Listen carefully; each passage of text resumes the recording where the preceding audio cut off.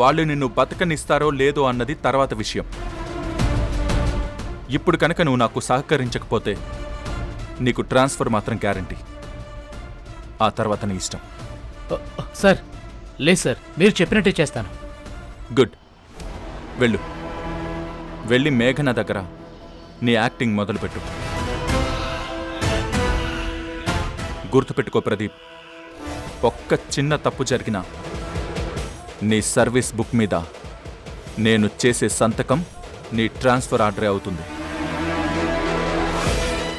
అలాగే సార్.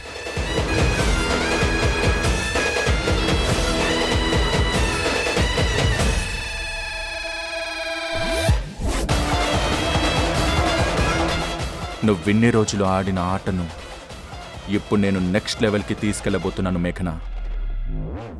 దానికి నువ్వు రెడీగా ఉండు.